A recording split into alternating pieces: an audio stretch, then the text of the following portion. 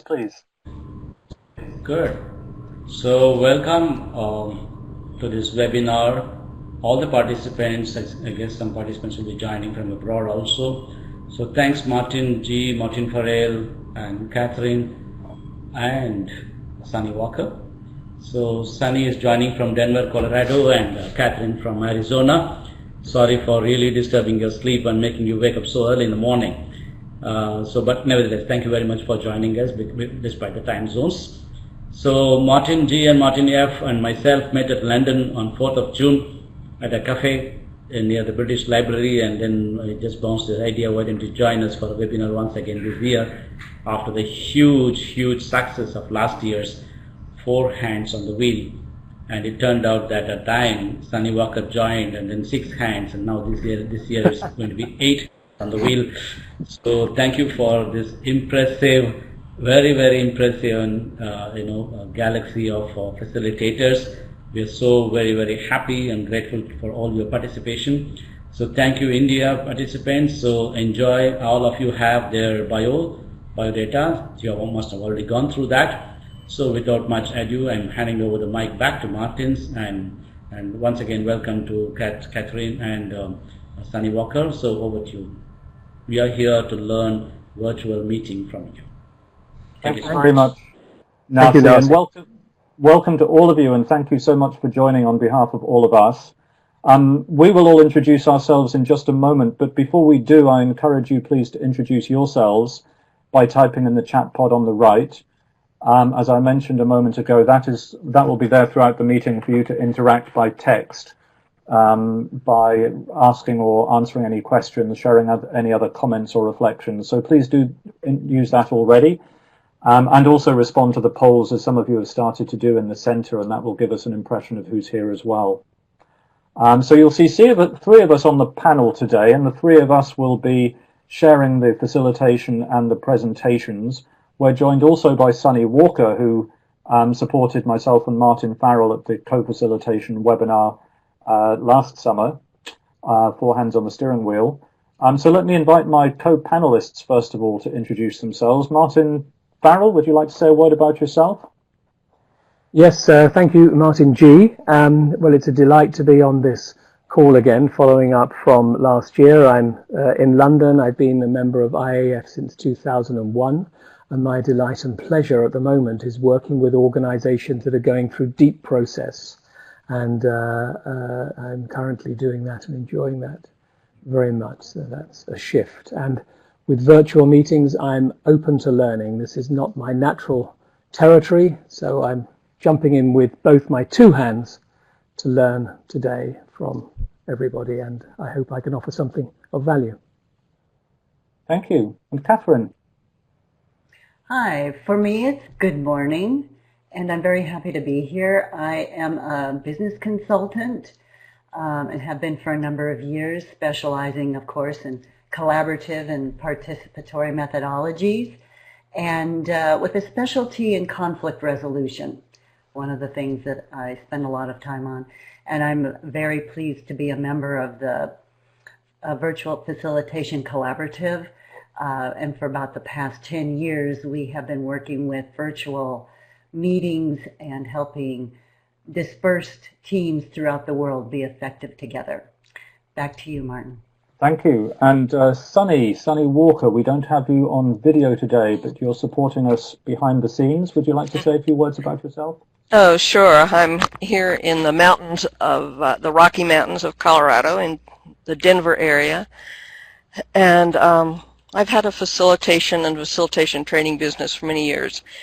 And along with Catherine and a few of our colleagues in our Virtual Facilitation Collaborative, we got our feet wet on the ICA International's meeting in Talagan, where 10 ICA locations from around the world were physically present in India, and we were connecting the other 20 or so from 17 other time zones at about this time every evening in India to participate in that meeting. And so my facilitation business has shifted rather radically from a lot of face-to-face to a lot more virtual. And I have to say, at my age, not having to schlep around tables is quite a delight. Thank you, and thank you for joining us again, Sunny.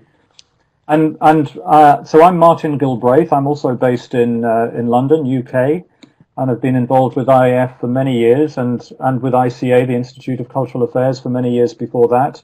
Much of my experience of virtual meetings comes from many years on the boards of ICA International and then subsequently IAF. But I've also begun using virtual facilitation in recent years in my client engagements as well. And I'll be sharing one example of that in our presentations today. Our format today is that we will try to, well, I should say, first of all, our goals today are to share some insights from our own experience and from some research that we've been doing with ICA and IAF colleagues, and to share some top tips with you on how to make virtual meetings more engaging. And also we will be trying to make this virtual meeting with you as engaging as possible, and using this as an opportunity to demonstrate and explore with you what can make virtual meetings engaging. We'll also be inviting you to share your own top tips from your experience. So there'll be lots of opportunity for all of us to learn from each other throughout this session, I hope. The format is that we shall start with a little engagement, as we're beginning to do, and I'll be handing over to Martin in a few minutes to invite you to share some of your interest and experience in the session. Then each of the three of us as presenters will share something from our research and something of our experience, what makes virtual meetings engaging, and give you an opportunity to share any questions, and we'll respond to those and discuss that. And then we'll have a good chunk of the meeting, maybe 2/3 of the meeting will be an opportunity for you all to discuss amongst yourselves in small groups, share something of your experience, and then share that back in plenary. And for that, we'll be using the IAF core facilitator competencies as a framework to look at what competencies can help us all make our virtual meetings more engaging.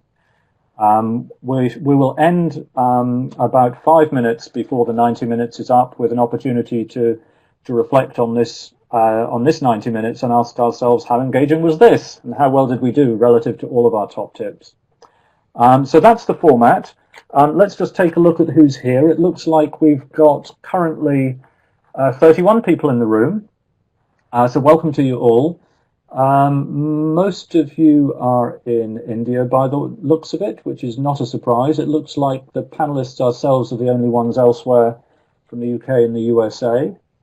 Maybe one from somewhere else, I'm not sure who that is, but perhaps you could tell us in the general chat pod. And most 50% have never experienced or never facilitated a group virtually, and the others a range of experience, and also a range of platforms, but Zoom is the most popular, GoToMeeting and Skype. So my fellow panelists, anything else you've noticed about who's in the room from looking at the polls and looking at the introductions? Well, I'm very struck by the, 62.5% who have either never or only a handful of times been engaged with this. And my interpretation of that is that probably those people have done more than they think, but they're nervous of saying so because they feel inexperienced. And I think that's one of the things that we learn here. We all feel like we're beginners because we are all beginners, however much experience we have. So, and it's a field that's always changing so fast. However much experience you have, there's always more to learn, isn't there? Exactly. Catherine, anything you notice? I noticed some familiar names and some less familiar ones, so I know there's some people out there who I've met and worked with before, and likely others I haven't.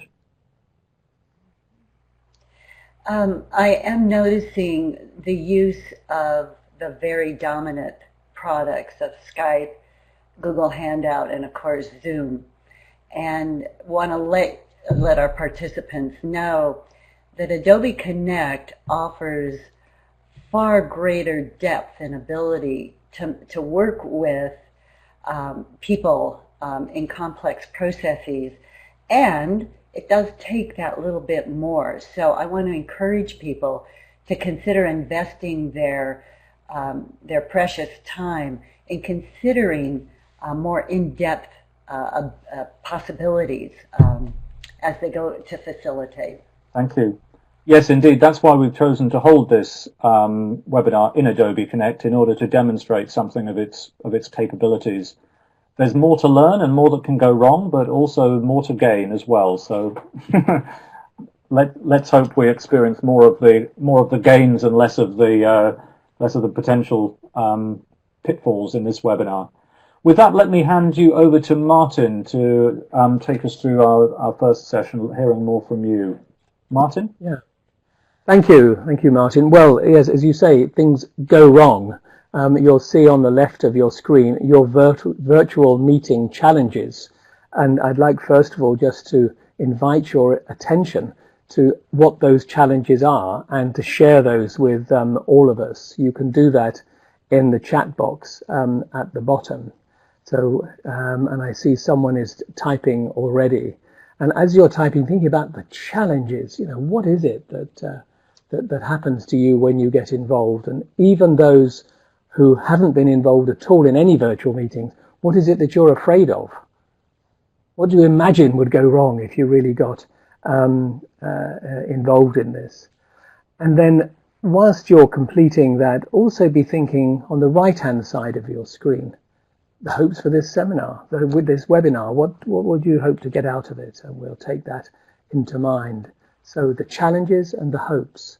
So one of the challenges, engagement, and also people typing into other screens, so they're being distracted and disengaged by participants. Distance, I'd be interested to hear a little bit more what that means. So physical distance, emotional, psychological distance. Interaction, I see, that feels a bit to me like engagement. And sustaining interest over a period of time. And how do you know that someone is really listening fully? Well, you don't. Are they doing their, gone to make a cup of tea, or are they doing their Facebook, or are they doing something else? And there's no personal touch like in face-to-face meetings. I'll be saying something about that actually. In the personal touch, how can we be present when actually we're not? I don't know how far away it is to India, that distance. How can we be present nevertheless? And here, yes, participants tend not to be fully present. The glitches, yes, I'm surprised it took so long for that to come up. I thought that was going to be number one, the technical glitches. And indeed, in preparation for this webinar, we were having technical glitches an hour ago when we checked in for this. They're always there. So there's an array of challenges that I see and that we can't see. How could we be sure if people are engaged? We don't see them. We don't hear them. How do we know that they're actually there?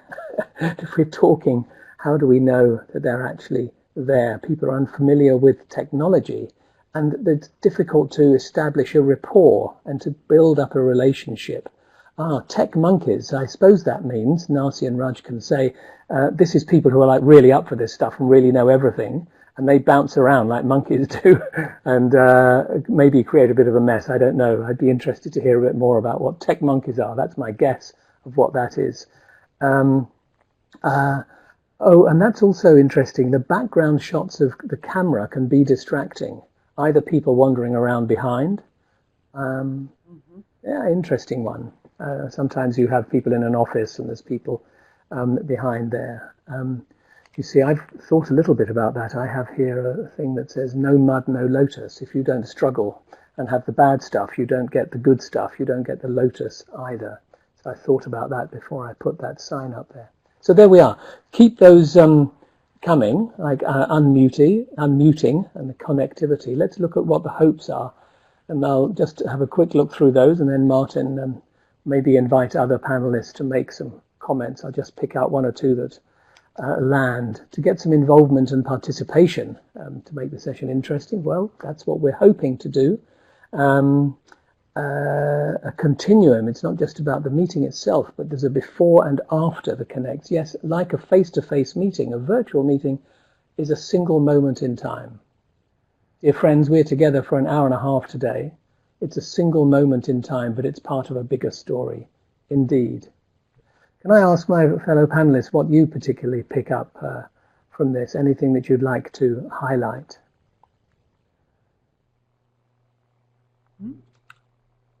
Got it.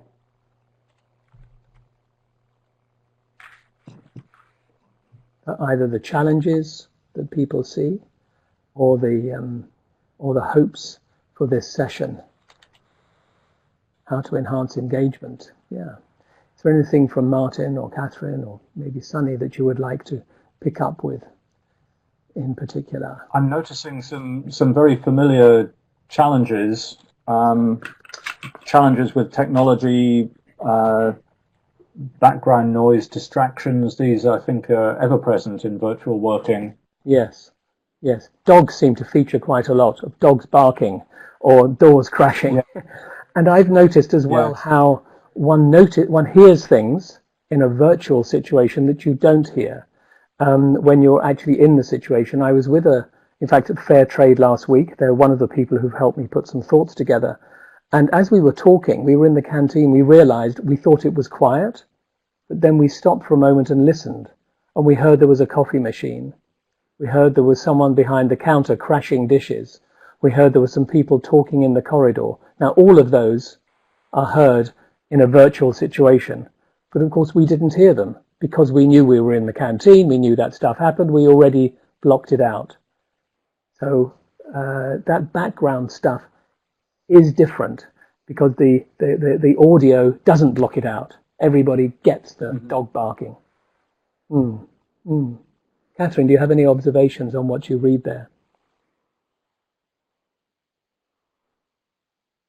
And I'm trying to do my best to keep my background noise out of the meeting room. So there you go. That's good.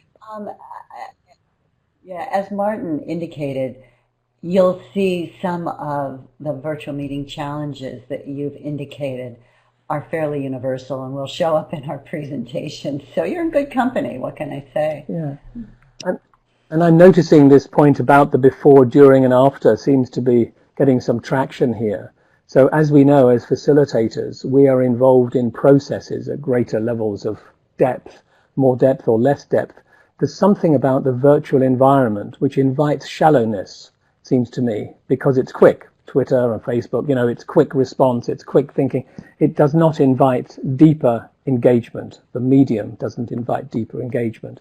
But we're being reminded in the chat that that's actually a fiction, because there is a potential for deeper engagement, whether it's virtual or in the room. But we need to work, it seems to me, harder in a virtual environment to bring that to the fore.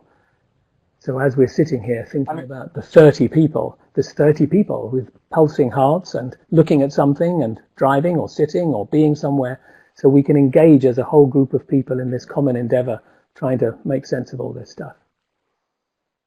I'm encouraged, Martin, by the hopes for the webinar that we see here. It strikes me that I think we've managed expectations well, perhaps, and we've also prepared the right webinar for them, because I think most of people's hopes are exactly the kind of hopes that we're prepared to respond to. So shall we go ahead and do that and move forward with our presentations? Let's do that. That's handy, isn't it? Because it would be a bit late to change it all now.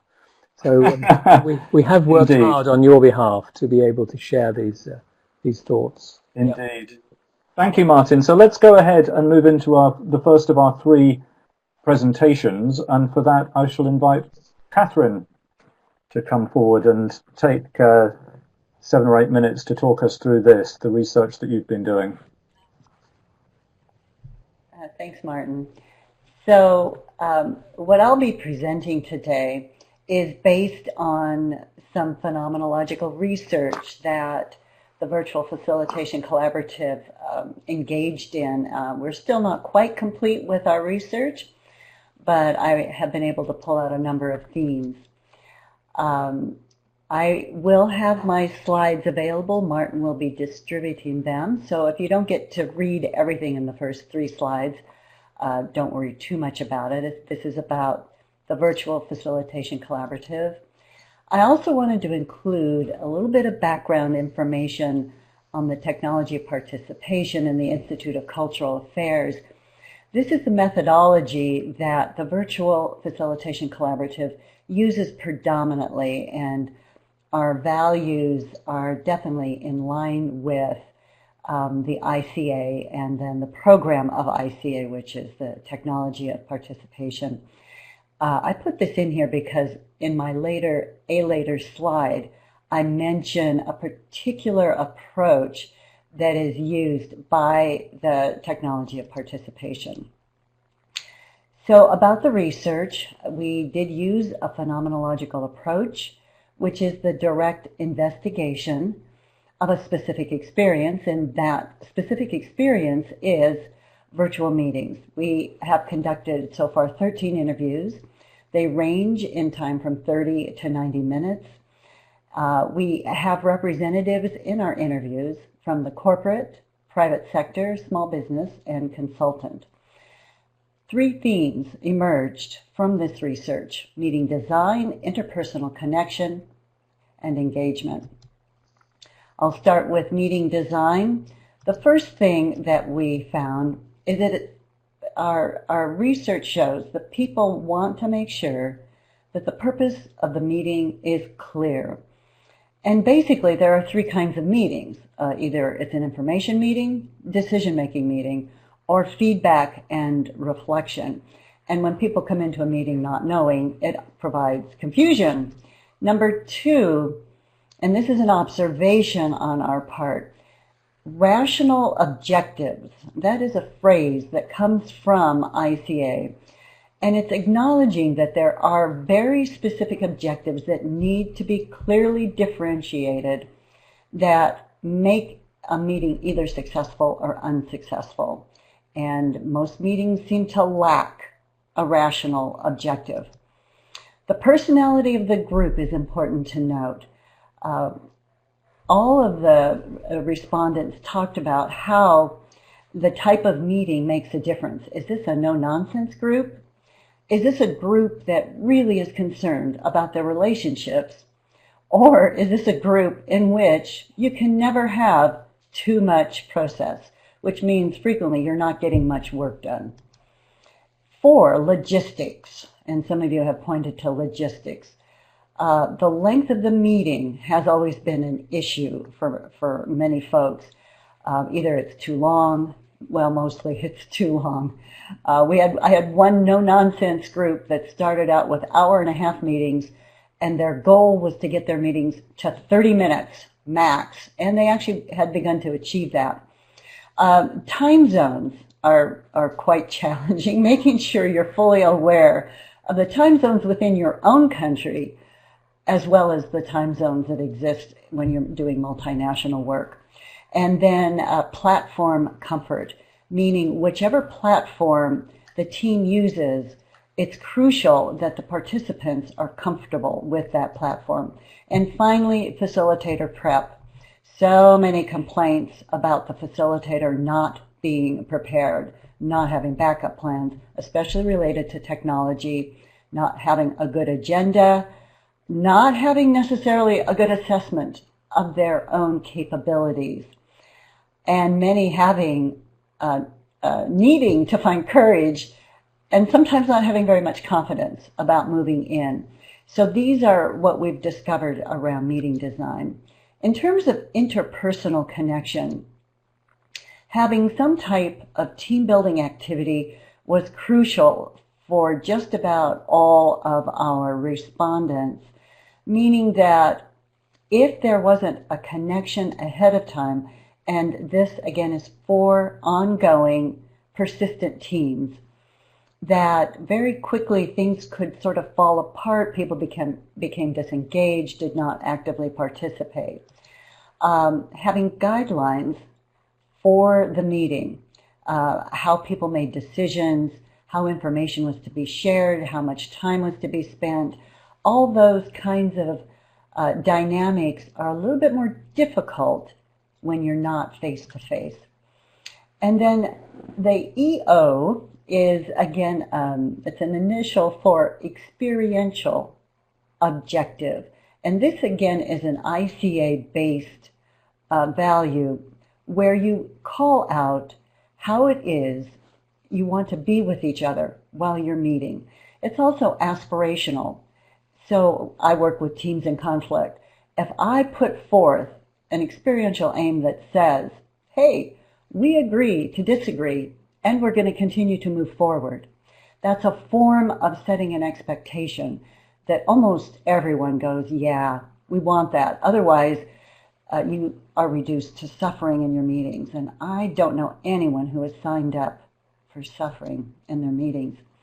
Additional interpersonal connection dynamics occurred around organizational values and culture, that when this is little understood, there's a great room for people to be unaware, confused, or inadvertently cause some challenges. And for sure, with our multinational teams, the culture and ethnicity, the traditions of each individual member are crucial to give space to.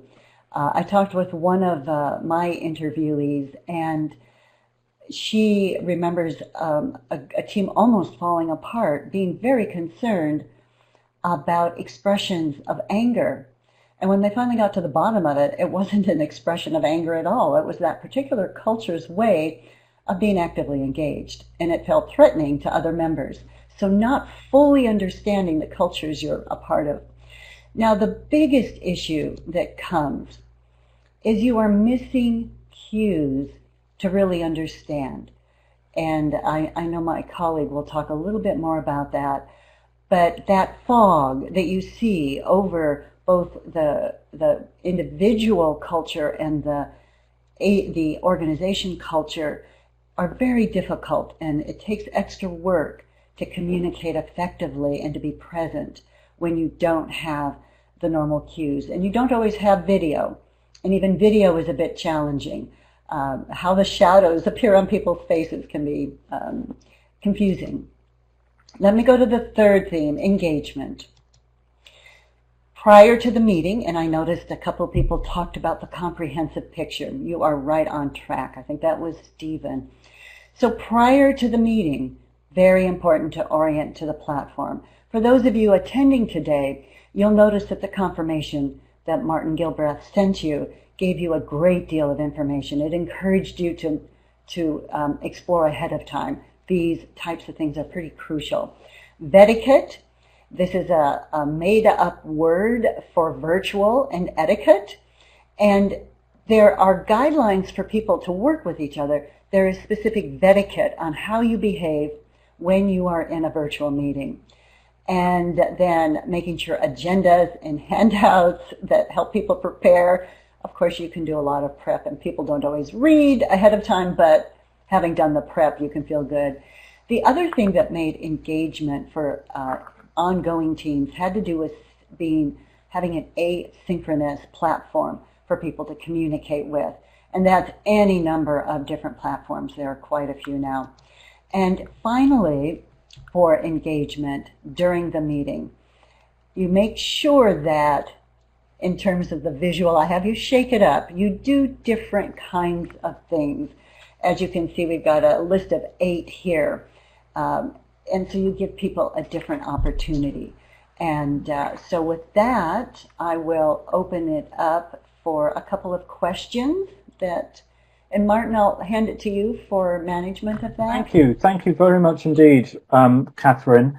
There's a couple of questions already in the general chat. What I suggest we do is just, I think we have time for 2 or 3 questions at this stage.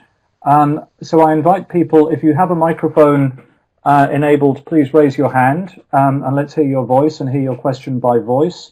Otherwise, please do type any questions in the general chat pod on the right. And while we wait for any new questions to emerge, Catherine, there's a couple there already. One from Stephen asking what is phenomenological research, and one from Vijay asking how well does a virtual format lend itself to team building activities. Would you like to respond to those first? I provided the definition here. There are 2 primary kinds of research, quantitative and qualitative. Quantitative tends to be very data-driven. You're measuring variables against each other. Qualitative is that area that is far more, how do I want to say it, not data-driven, where you're looking at behavior and you're looking for patterns and themes. Further under qualitative is phenomenological, where you are indeed doing a direct investigation and describing a specific experience with people who have had that experience and are able to articulate and describe that experience. And so we really, we put the call out only to people interested or who have had extensive experience in virtual facilitation. And so that's what phenomenological is. Quite a bit of reference used for folks going for their doctorates, as far as I know. It's pretty academic. And phenomenology, as I mentioned in the chat pod as well, phenomenology is the basis of ICA's technology of participation. It's a phenomenological approach. So I guess that's why you chose it. You know, I'm pretty immersed in it. It's who I am. Yeah. Two other questions here for you, Catherine. One is, how well does virtual format lend itself to team building? And the other, some asynchronous platforms that are suitable for facilitation. Maybe each of us could respond momentarily on that. Yes, what I can say about team building is use the Virtual Facilitation Collaborative as an example. We've been working together for 10 years. We knew each other prior to that through our involvement in the TOP network and ICA. And what we've noticed over the years, that the care and nurturing of relationships is just as important virtually as it is when you are face-to-face. But it requires different types of dynamics. And over the years, we've developed different kinds of protocols specific to who we are and what our needs are, not unlike, for many of you who are consultants, working in group dynamics or working in how a team continues to be effective. So we've used lots of different methodologies, but we continue to ask the question, what do we need in this moment? And how can we institutionalize it so that moving forward, it becomes a part of who we are in continuing to develop our relationships. Hope that helps. Yes, indeed. Thank you. And the question of asynchronous platforms suitable for facilitation. I'm thinking of Slack and Basecamp and all of those kind of Facebook, Twitter. What comes to your mind? Google Docs, where you can work. I've used Basecamp extensively in the past. It's a very functional type of robust program that lets you store documents, communicate. So yeah, that type of thing is what I was thinking of. And email, of course, is an asynchronous. Text is asynchronous. Pardon? WhatsApp is another, which I know is popular in India. Yes, all of those are asynchronous, meaning you are doing that offline in different time frames with different people. Thank you so much, Catherine. There's lots of food for thought there already. I think it's time for us to move on, and we have a presentation now from Martin from some research that he's been doing. So Martin Farrell, would you like to go ahead? Thank you. Thank you, Catherine. Thank you, Martin. It's at this point in a face-to-face meeting where I might be saying, please stand up and stretch and move around and talk to the person next to you. Now, maybe you can imagine that you're doing that right now. Of course, if you're driving, don't take your hands off the wheel. Keep your two hands on the steering wheel. But just imagine, do a little bit of a stretch if you can, so that you can hear what I'm about to say, some of which builds substantially, Catherine, on what you've said. I've used different words. And like you, I spoke to a number of people. Their names are given on the screen here, really to understand what their experience is, and which they've either told me or written down. And in a moment, I'll be saying about the before, during, and after. I'll be structuring my comments around that on the meeting wave, exactly as was said in the chat, that this is a process, whether it's virtual or in person. So the meeting wave before, during, or after. But before that, I'd like to make a few sort of contextual comments before I come to that. And firstly, my engagement with this is learn it or be left out. And maybe there are a number of people in my kind of generation who would to some extent prefer if that just wasn't happening, just because it's all too difficult to grasp and it's frustrating and annoying and irritating. So let's be aware that in many meetings that we're part of, there will be people who are, let's say, 50s, 60s, and there will be lots of people, probably like on this session, where there are people who are in 20s and 30s, and these are different constituencies and approach it in different ways. So let's be aware of that on the one hand. Let's be aware also that the technology, of course, is advancing. We know that.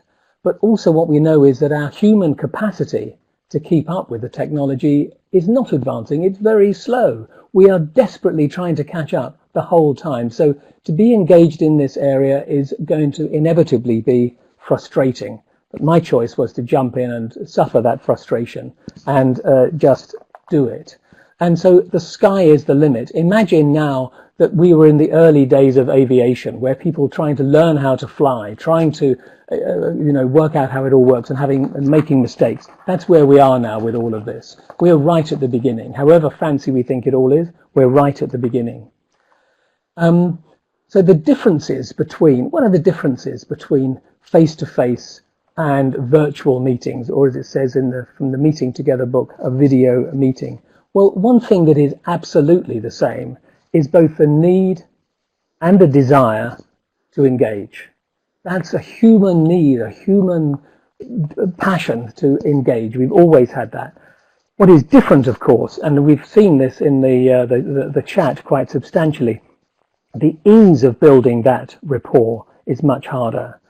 There is a competition of the senses, and Catherine, this is what you referred to, and it was eloquently described by one of the people I spoke to. Said there's a competition of the senses. We have 5 senses. What do we use when we're engaging virtually? We use one of them, sound.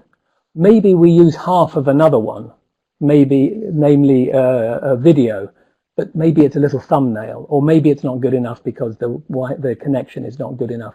The other ones, the touch, the smell, what's the other one? The touch, smell, taste. That's right. We don't use at all. They're just not there. Imagine the situation if you're in a face-to-face room, like I was with my colleague in the canteen. We were breathing the same air. We were hearing the same noise. It was much easier to be engaged with each other. So let's be aware of that competition of the senses and account for that. Let's also be aware of another competition, a competition of cultures. Of course, doing it a virtual meeting is much more likely, as indeed on this call, that there is a mix of cultures. So let's be aware of that competition of cultures and see if we can change it to a collaboration of cultures. Let's also be aware that it's much easier in a virtual meeting to lurk. Maybe some of us now, 36 people. I wonder how many lurkers there are out there. Are there 6 lurkers? Are you one of those lurkers? Are you kind of half listening, thinking maybe I'll pick up something from this? Or are you really engaged? And so it's much easier, of course, to lurk on a virtual meeting than it is in a face-to-face meeting where you might be doing your Facebook under the table, but someone might notice you. You're not going to be noticed here. So I invite your full engagement and participation in this discussion so we together can create something really wonderful about how we can be present in virtual meetings. Because what happens in a virtual meeting? It's like a two-way working, isn't it? It's like I'm trying to take something from my mind and put it into your mind. I don't know where you are precisely. I don't know what you're doing. I don't know what you're looking at, if you're looking at the road or in the office, but trying to convey something into your mind. And as you'll see in this image, also hoping that something might come back from your minds into my and indeed our minds. So I think you said, Catherine, consciously connect. So yes, consciously connect, be present. And I have a small example of this. When I was working with a client, I, at short notice, was asked to give a presentation to a room full of 30 people. One of the people there was going to give it. She couldn't, so I was asked to do it. I knew all about it, and so I said, okay, I'll give the presentation. And it was weird, because it was silent. I didn't know if anybody was there. So I said, could everybody just shout when I say 3? So I said 1, 2, 3, and then they all shouted. And that, for me, made that connection, which essentially meant that I could be present with them, and they knew that I was listening to them.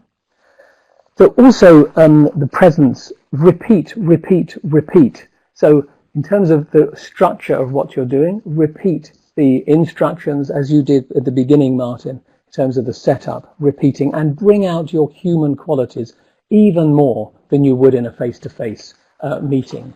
And I think somebody in the chat box has referred to that. You have to work harder in your planning. Bring that to the fore. So those are a few opening comments, but I've now only got another few minutes left. So I want to say a few points about before, during, and after. And what you'll see on the screen, I'm not going to say something about all of those. If you can see the screen, please look at those. And if I don't mention it, you can pick it up in questions. So first of all, what would I say? Catherine talked about the purpose. Yes, indeed. 90 minutes max. Wonderful that it can be 30, but 90 minutes max. You can't concentrate longer than that. 60 is probably better. An agenda to hold attention. So more variety, more different ways and more ways of shifting and moving attention and energy. And here's an idea. If you have a mixed meeting, namely face-to-face and virtual, have a VIP. See your people, the virtually integrated participants, the VIPs, as very special people, and have a buddy for them. So someone in the physical room is supporting, being a buddy to the VIP, so they really look after them. Otherwise, they will certainly be forgotten. If you have more than 6 people, or if it's inexperienced participants, or if it's very complex issues, have a tech lifeguard, indeed, as we have here. Thank you, Sunny. And again, choose the simplest platform. Again, I think that was referred to somewhere. The simplest platform that's going to work for you. And every 2 years, make a decision about whether it's still going to work for you or whether there's something better. During. Oh yeah, just close extraneous stuff on your screen. Otherwise, you're going to get into a right old muddle. When you check in, think about using all 5 senses. What are you smelling now? What are you looking now? The temperature now. What is you're sitting on a seat? What's the physical impression that you have? Just to try to check in using all 5 senses. Enunciate. I can ask you now, actually, maybe to go to the top. You see where there's a little man with a hand. You'll be able to see there's a thing that says, what is it? Speed up, slow down. You could try pressing those. You could try, oh, here's another one, laughter, applause. Just maybe try clicking those. Why don't, just if you go to the top, there's a little man with a hand up. Just look in there and play around with some of those buttons. Speak louder. Don't step away. We don't want you to step away. We want you to stay. But enunciate. Be clear in what you're saying. The rules of engagement, muting and so on. There are a number of those, and I think, Catherine, you already referred to those. Use everything that's there. Imagine you've just got a new car. This new car does an amazing number of things, but your old car only did a few of them. So practice using all of those things, the chat, the screen share, the video, the polling, the music. If there's a question that's asked, then repeat that in the chat. Use the whiteboard, ask people to draw, annotate the slides. And this is my last point, where if you need a break, because you're going on for more than 90 minutes, then how do you get people back? And one of the people I spoke to said, oh, well, what you do is you don't have more than 5 minutes. If it's 10, they're going to go and do something else. Have a timer on the screen, so it's counting down from when you say you're now going to a break. Maybe have something happening during that break time, so that they know that it's not just a blank. And also be precise. If it's 4:34 that you're breaking, say be back here at 4:39. Be very precise so that people know your intention to continue at that time. So I think I'm just going to leave those ones on the screen. The bottom one is the one to look at. One thing to stop, one thing to start, one thing to improve. We're going to be doing that at the end of this session. So even if there's something that I or co-panelists didn't get right, that's wonderful. There's a learning opportunity for us there. So I'd invite your attention particularly to that. Thank you. Thank you so much, Martin. Again, lots of food for thought there. There's only one question I notice already in the chat pod, so if you have questions, please do type now, or raise your hand if you have a microphone to speak. I see Sangeeta asked, how do you mean, Martin? But I'm sorry I didn't notice what you were saying at the time. Did anybody notice that, or Sangeeta, can you... Oh, with a buddy. Oh, I mean, imagine a room of, in fact, this came from an IAF experience when I was director of Europe, Middle East, North Africa. We had someone from Italy who couldn't make the meeting. So someone in the room was that person's buddy. And actually, and it was Trevor Durnford, who said, oh, yeah, let's have a picture of them, of the person who was not there. And then we had someone in the room who looked after them to make sure that they could still hear, to make sure that if we went into group discussions, to make sure that they weren't left out from the group discussion. And also to make judgments about how much time of that day-long meeting made sense for them to participate. We didn't expect them to be there for 8 hours, but they could be in this part and that part. So someone really to be their buddy, to look after them, to help them really be a VIP, a virtually integrated participant, and to be fully at the table.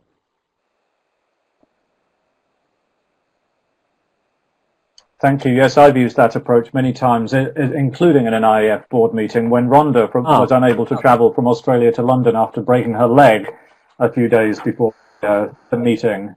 She was devastated, and so were we. I see there's a question also. Oh, just what I mean by that is, rather than just sending a boring old list of minutes, just some kind of image that is going to invite the 5 senses.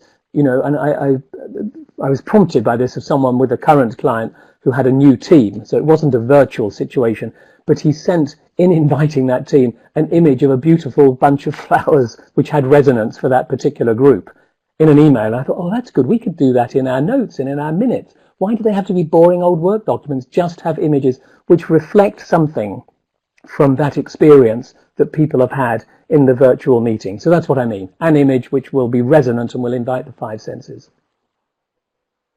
Thank you, Stephen. Thank you. They do indeed. Thank you. Yes, images speak volumes, don't they? Last question I think we have time for just now is, how can the facilitator ensure the presence of the audience? So give me $1 million and I'll give you the answer. Well, that's the $1 million question, isn't it? Checks in the post, I know, Martin. Well, I would say you can't guarantee, but what you can do is actively invite. And so in preparation for this, and as I'm speaking now, I'm thinking of my experience of India and what it's like for you who are in India now listening to this, and what sounds you're hearing, and inviting you to work with me and to participate in this as if we were in one room. Now, of course, I don't see you, I see names, but I can invite that. And my belief is that if that's my full intention, then at least some of the now 34 people on this call will join me, and I will join you. So like in that image of this one, that one, you know, we can really connect, and it becomes, as it were, a sort of two-way working, even across this distance. It's a two-way working between us in a natural way, as this image shows.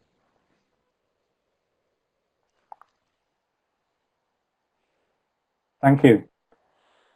Thank you so much. Well, it's my turn now to share a short presentation, and I shall try to keep it short because we do want to allow maximum time for you all to engage with each other in breakout groups.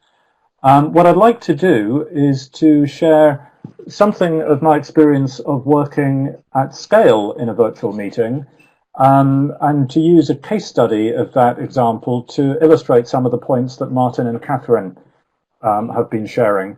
So the case study is an example of an online conference facilitated by myself and an ICA top colleague, Sheila Cook. The slides were prepared by my client at FAO, the United Nations Food and Agriculture Organization, for a case study that we shared via a webinar in 2006, and that webinar recording is on my website. I can share a link later. And the conference itself was a conference on the economics of climate change mitigation options in the forestry sector, held over 6 two-hour online sessions spread over 4 weeks during the month of February 2005. So the format of the slides that are presented here is that we look first at the goal and the result, of the conference, and then at lessons learned and actions taken to follow up afterwards. And I shall try to use each of these slides to illustrate some of the tips that we've already heard from today. So firstly, in terms of the goal of the conference, the goal of the conference was to share knowledge and generate knowledge on the topic. That's what Catherine had referred to as the rational aim. In other words, to explore how different interventions can help to mitigate climate change based on experiences in different countries. And the experiential aim in this case was to build connections and build relationships between researchers and practitioners that would encourage them and support them to continue to share knowledge and generate knowledge into the future.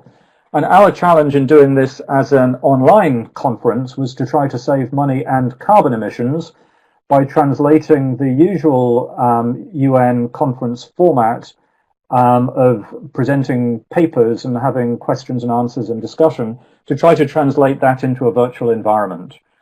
And of course we were trying to make it as engaging as possible. We were very much aware of the danger, as Martin said, of lurking in online spaces.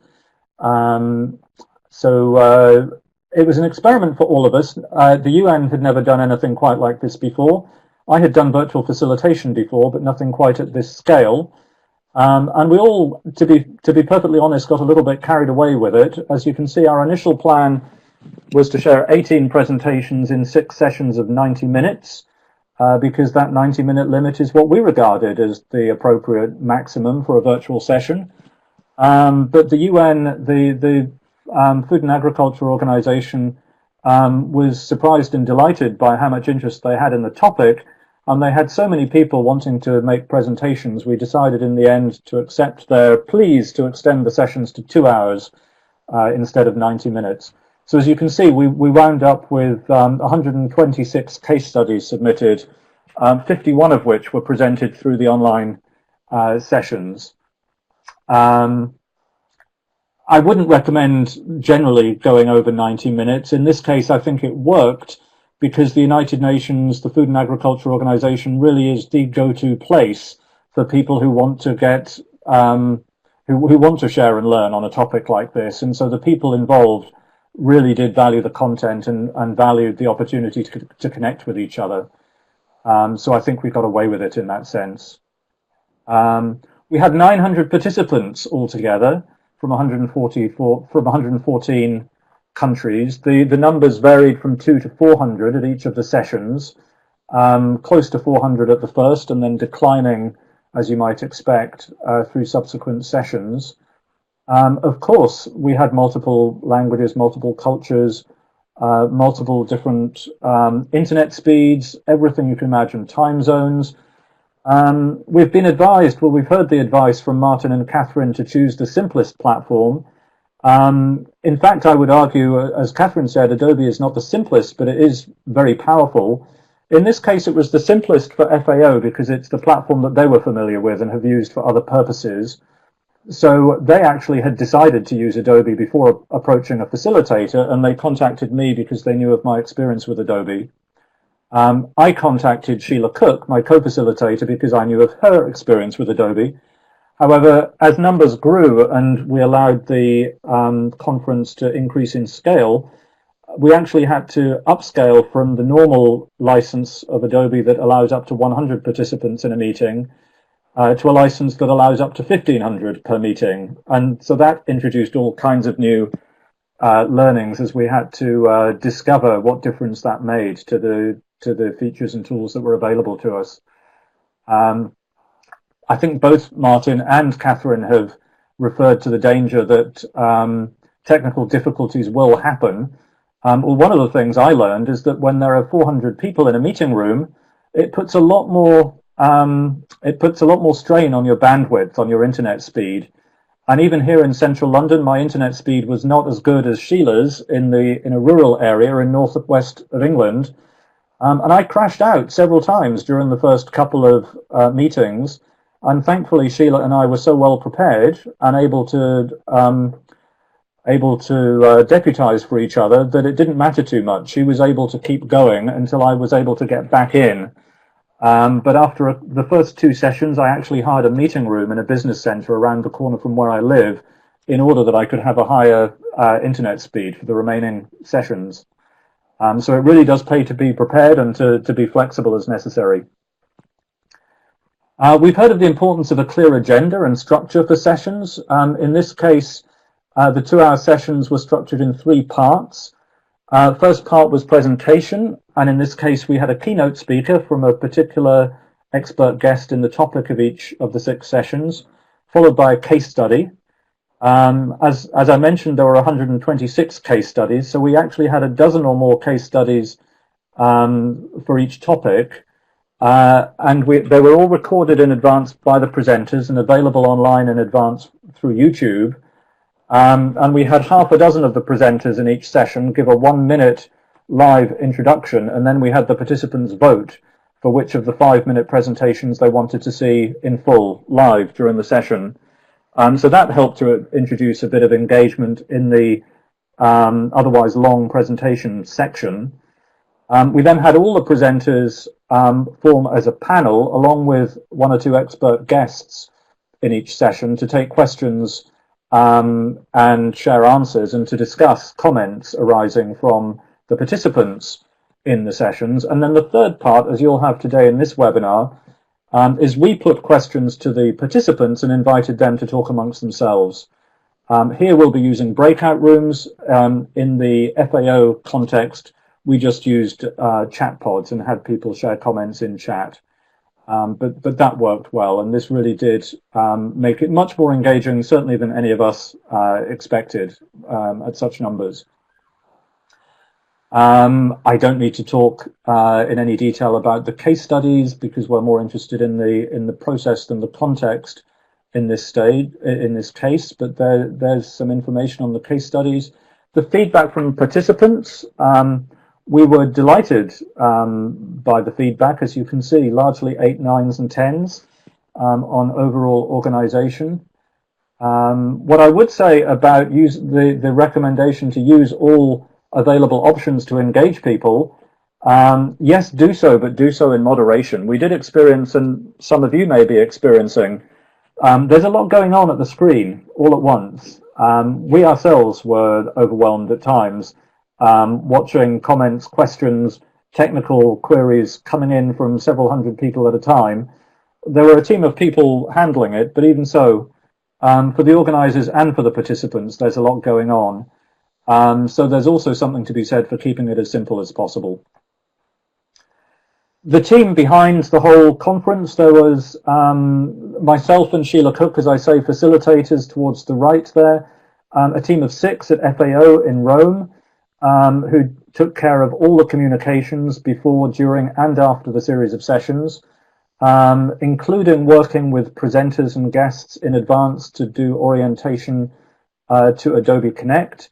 Sheila and I did a series of online training sessions with the FAO team so that they would be able to orient the presenters and trainers. And we also had a couple of advisors from within FAO who had done other virtual engagements using Adobe for FAO, not at this kind of scale, but they were able to share something of their experience and share support from that perspective. The FAO team were also able to look through all the questions for presenters as they came in, pick out the ones that they thought would have the largest relevance and interest to the most people, and then assign those questions to particular panelists to respond to. So there was a lot of that going on behind the scenes in the presenter-only area of Adobe Connect in this case.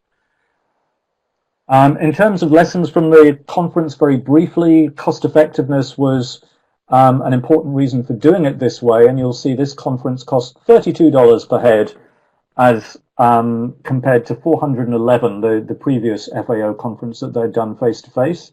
And that, of course, is excluding the cost to delegates of flying and travel, board and lodging. Carbon emissions, enormous saved from 7.2 million down to 0.7 million avoided. One of the key lessons learned, internet connectivity was not such a great barrier as we assumed. Participants came largely from Africa and Asia and quite a lot from Europe, because that's where the people were who are most interested in these topics. But it didn't prevent as many as we had feared from participating. What we did notice is that time zones were a big issue. There was no way we could find time zones to suit everybody, and that, I think, was part of the reason that very few people participated in multiple sessions. A lot participated in the first one, and then the subsequent sessions tended to attract only people interested in that particular topic. Finally, in terms of follow-up, quite a detailed summary report was prepared and is available online. Also, a how-to guide for how to prepare and deliver such online conferences. All of the presentations, the 51 presentations, were available on YouTube, including all of the other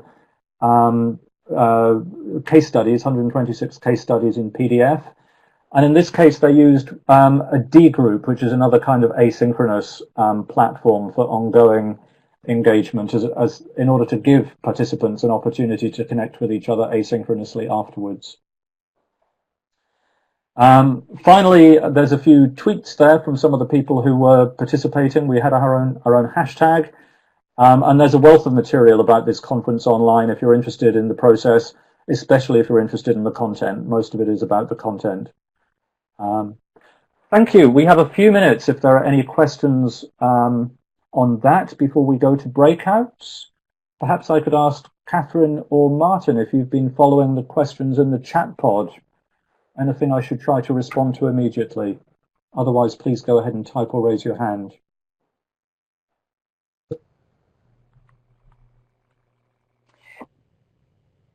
Oh, I see Jammu and Kashmir are missed from the India map. Yes, that's one of many, many mistakes that can be made in world maps when people are looking closely at their own region. That was in the map in my slides, I presume. So one observation I would make, Martin, is that this stuff works at scale. And indeed, I know an IAF colleague who has done this kind of stuff for 1,000 and 1,500, which is clearly, a different kind of thing. But it can work with the enormous preparation that has been commented on in the chat. Absolutely. I'm aware of time, Martin. It's just gone the top of the hour. We've got another 25 minutes. Yes, absolutely. The basic principles are the same. What I meant to mention, Nasi had commented about preparation, I think, at the beginning of the webinar. Just for reference, I think the contract with FAO for myself and Sheila to prepare and deliver this was 22 days of our time to deliver 6 two-hour sessions. In the end, we wound up spending 33 days. We charged for 22 because that's all the contract was for, but it was 33 days of our time spread over about 6 months, just to give an indication of the scale of our time. And that says nothing about the 6 members of FAO and others involved in that. I'm very much aware that time is moving forward, so let me move us straight on to the next layout and invite Catherine to introduce us to our breakout sessions, which I guess, Catherine, had better be 15 minutes at most. Let you manage the time.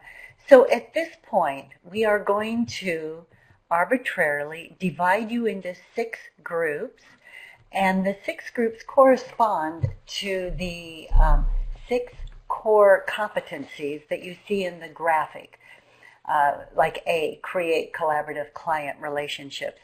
And when we put you into your breakout groups, you will first need to, now are you giving, we need to make sure everyone has yes, voice I'll right. do that right Martin, now. Are you guys busy doing that piece? Okay, so we're giving everyone the right to speak, and then when you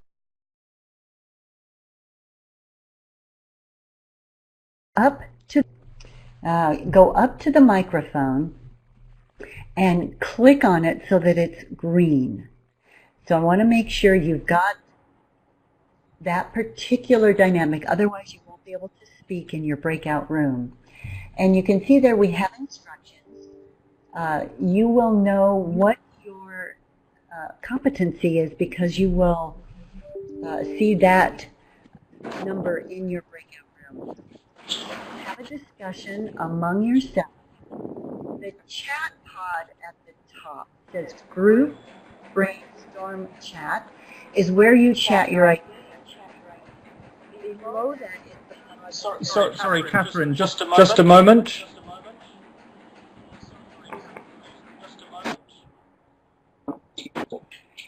Catherine, I'm just going to mute everybody. Sorry, Catherine, your voice was not very clear and we were getting background noise because everybody was unmuted. So I'm just going to mute everybody while you speak.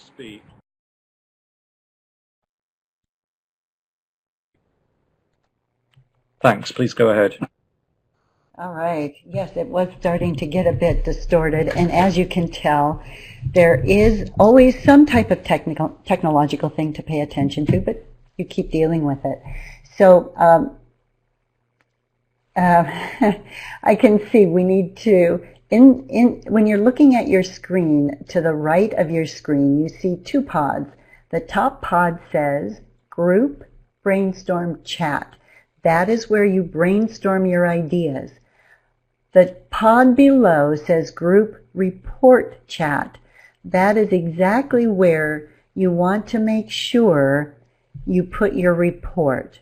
We will have, at the end of 15 minutes, we will bring you all out and to a page that will have all of your report chats showing. So make sure what's in the group report chat is only what you want everyone else to see. Now, Martin and myself and Sunny will be moving through the rooms to make sure to answer any questions. So I think at this point, follow the instructions that are in your pod, and Martin, if you want to go ahead and put everyone into breakouts. I will, thank you. Breakouts have begun.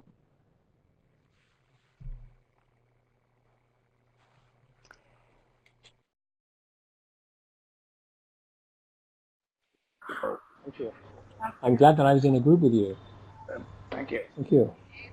Okay, welcome back, everyone. You are now in. So Martin, you'll need to. Silence all the participants. Thank you, Catherine. I've disabled microphone rights for participants. All right. And I still have. Okay, great. So welcome back. You can see, based on the comments we have here, we've got a lot of wisdom in the room. And at this point, I want you just to glance at this as we're going to be moving shortly into the closing.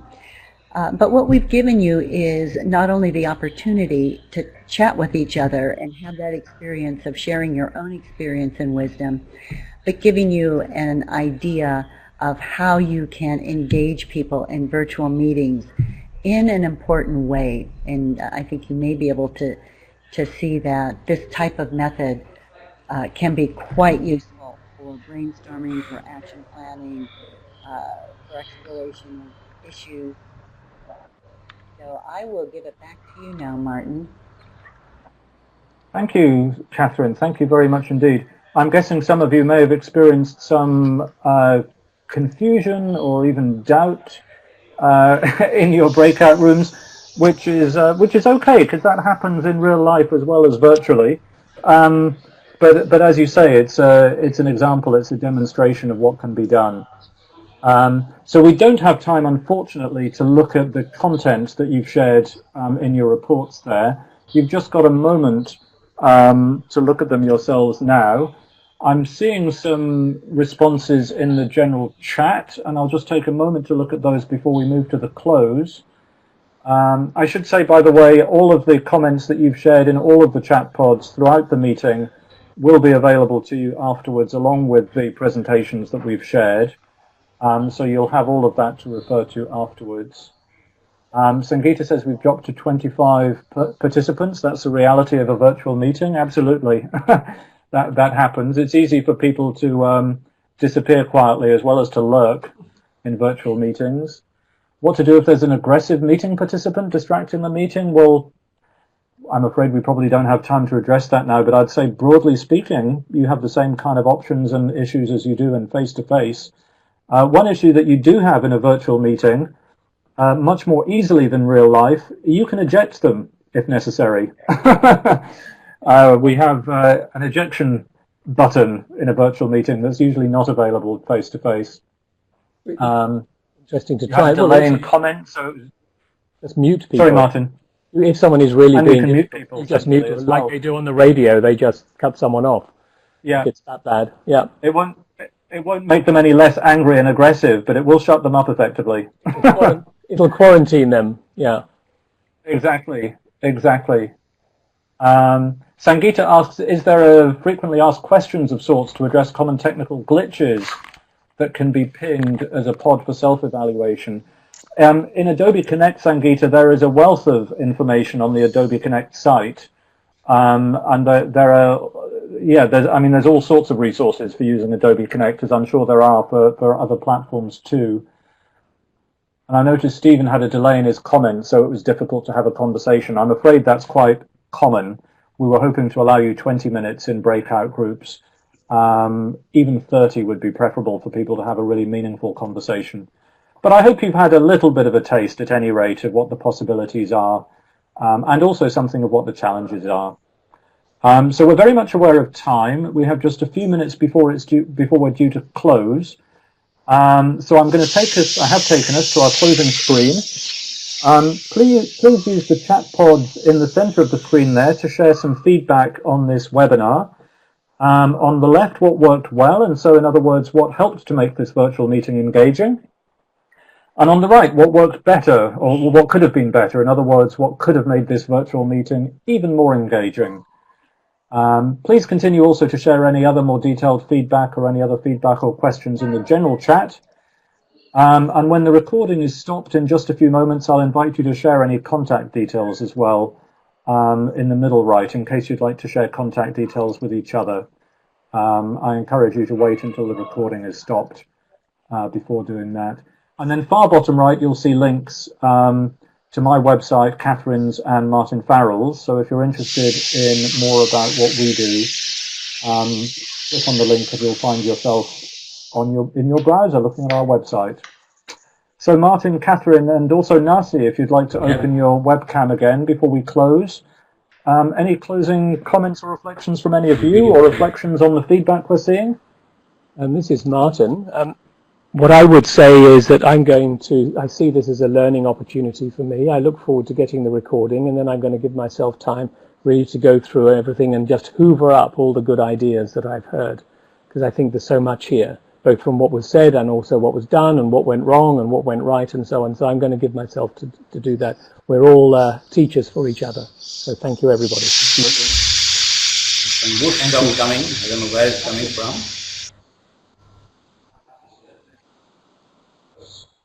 I'm just going to disable some microphones from our participants, which didn't seem to get disabled for some reason, so that might help. Martin and Catherine. Yeah, I think we have a couple of minutes more according to India time. Catherine, any comments before we close? Invite we can to open close? the mic if anybody wants to share anything for everyone. Appreciate it. Let's do that after we close and finish the recording, Nasi, so that we keep background noise to a minimum for now.